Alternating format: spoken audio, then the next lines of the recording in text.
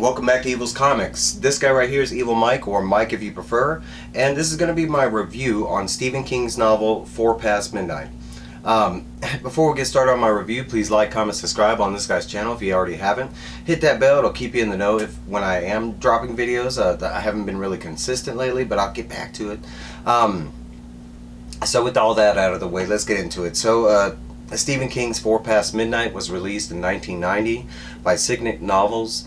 I think it has, it's been reprinted a lot. I think 1991 was like the significant year after that.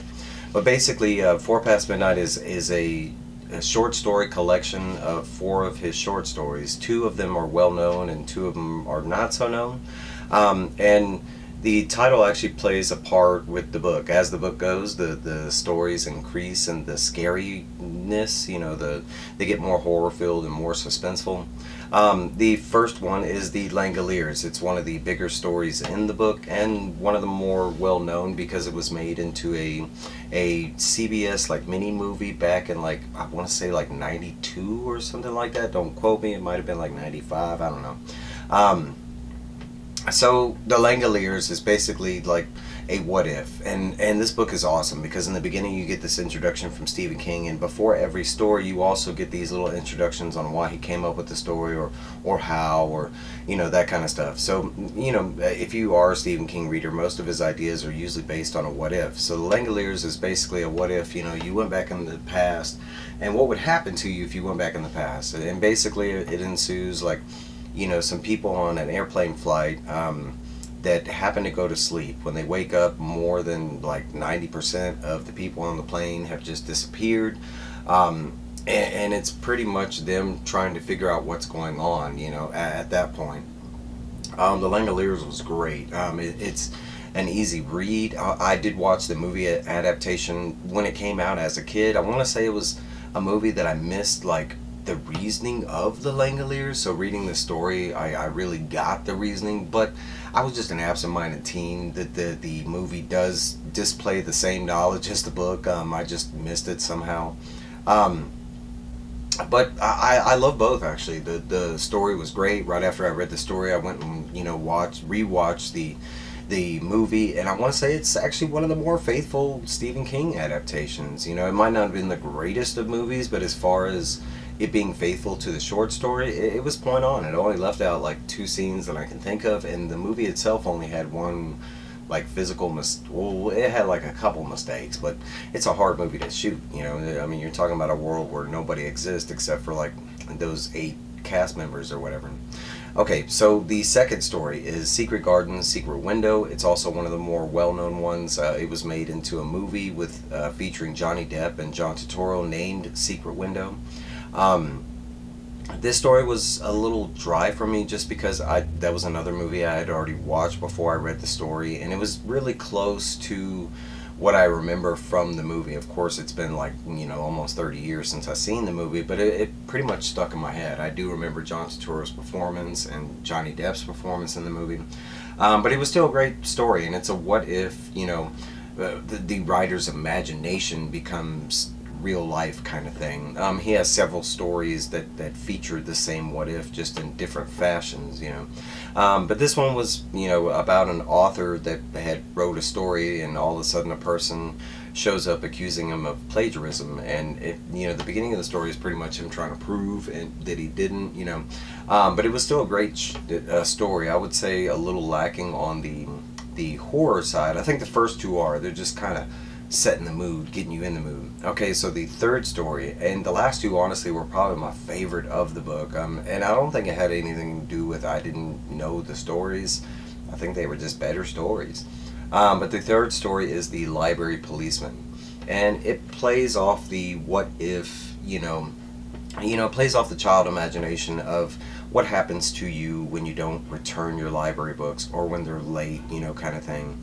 As grown folks, we know that it's just a fine you have to pay, but children's imaginations can run wild. Being told the right thing at the right time, they can let their imagination run wild. So hence the Library Policeman. But as the story goes, it's actually about a 40-year-old man named Sam Peebles, and and he happens to go to a library. He's writing a speech, and he needs to, add some pizzazz to his speech. So he's looking for some poetry books, and he goes to the library, and he meets a librarian, gets these 2 books, and what happens after that is fantastic. He ends up losing the books. He can't return them. The library policeman is a real thing. I want to say this is also one of the Stephen King stories that they don't believe can ever be adapted because the content material. It does involve, like, I want to say child molestation and some child rape in there, kind of. So it is a lot darker on the horror sense, and but man, it was a great story. I mean, you're talking about like a read that I didn't want to finish, because I want to say it was roughly like 200 pages, something like that. But it was fantastic all the way through. It starts out with the supernatural vibe, and it even gets into this whole creature vibe mixed in with the supernatural vibe. It was so dope. The last story, and one of the best. Oh, it was so good, and has a lot of story elements that go into it. It's called The Sundog, and it ties into the big circle that is the Castle Rock saga that he was doing. It's actually like a specific prequel right before Needful Things, because this was right before he wrote Needful Things. It actually has like a preview on the back of this for Needful Things, like the first couple chapters. But The Sundog is not exactly like like, you don't have to read The Sundog before you read Needful Things. It just takes place in that world, featuring characters that you might recognize, specifically the Sheriff Pangborn, I think is his name. I'm bad with names, guys.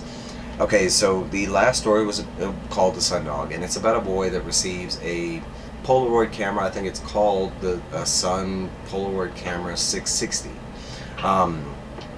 But it's basically, he gets a Polaroid camera. So if you know what a Polaroid camera is, yeah, I mean, because they're kind of extinct nowadays. But, you get the general concept of what the camera does. You take a picture, and instantly, the picture pops out, and, you wave it around, and then you get a picture, But the story behind this one is he gets the camera on his birthday. At his birthday party, he ends up taking a picture, and every time he takes a picture from this Polaroid camera, it's the same picture. It's a picture of a white picket fence in the background with a big black dog in the centerfold of the picture. As it appears, it only looks like it never moves, but as they gradually take more pictures, they start to notice that the dog is kind of inch by inch moving. The picket fence is moving. The person who was taking the camera was moving with them. So the boy ends up taking the camera to a camera fix-it shop, thinking it's broken, and that's kind of where the story takes off. He ends up taking it to this guy named Pop Merle, and Pop Merle does some shady stuff, and he ends up getting the camera from the boy, and the rest of the journey is what Pop does with it, and honestly, it reminds me a lot of The Ring, or Ringu, if you're familiar with the Japanese film. But honestly, it's a lot like that. It's about a possessed item where it seems like, if you keep messing with it, something is going to come out of it, and it doesn't seem, very nice. But man, the story was so good. Like all front to beginning. I mean, this was a book that actually made me question, like, what's the purpose of this? And then right around the corner, it was like, bam, right there, and I was like, damn, how did I not see that? But it was fantastic. This whole book in general was just a great read. I mean, it went so fast, and I want to say it's like 760 pages, something like that. But I mean, and there are ties to other books, like I mentioned, the Castle Rock universe, specifically the Langoliers. I think it ties to his other books, the one that I know of, Firestarter, because they do mention the shop in the from the Firestarter series. But hands down, it was a fantastic book. If you've never read any of these stories, I mean, you could pick any one of them, and they were fantastic little short stories. Of course, the last two were my favorite two, because they were really in the horror feels. I wouldn't say they scared me, but there was definitely some suspenseful scenes where, I could feel my temperature rising, kind of thing, But it was fantastic. But this is my review. These are my thoughts. You know, let me know down below. I mean, it's an old book, so I'm pretty sure if you're a Stephen King fan, you might have read this probably a long time ago. You know, let me know what you thought about these stories. You know, do you believe in that myth about the library policeman not being able to be adapted? Because frankly, I don't. You know, I didn't have a problem with that story. I thought it was fantastic, and I love when Stephen King dives deep into the most horrific things in this world. It just makes for a better read, more realistic read, because sad to say there's some bad stuff out there, you know what I'm saying? But guys, this is my review. This is my first book review, so let me know how, you know, this goes on a book review. I know it's a little different. I tried to stay kind of spoiler friendly, just giving you the plots and my thoughts and stuff like that. But please let me know down below if you know, did you like this? Is this something I should continue? I don't know, but I am reading books, and you know, I do enjoy letting y'all know, you know, what I'm currently into, kind of thing. But guys, I will let y'all go. Thanks for watching. If you already haven't hit that like button, subscription, you know, hit the bell. You never know when I'm dropping videos. Please check out my community tab. I do have a book club, you know, read along that we're doing, where you in the audience can read along with us and come along and live chat your thoughts about the book we're reading. We're tackling Stephen King's The Dark Tower series. Eventually I will do other books. It will be kind of like either a live chat thing where you, the viewer at home, can put in your vote to, you know, for whatever book you want us to read. I'm not against reading anything. I'm more into fiction than non-fiction, but I've read from both, but I just prefer fiction. But guys, that's all I got for you. I'll let you go.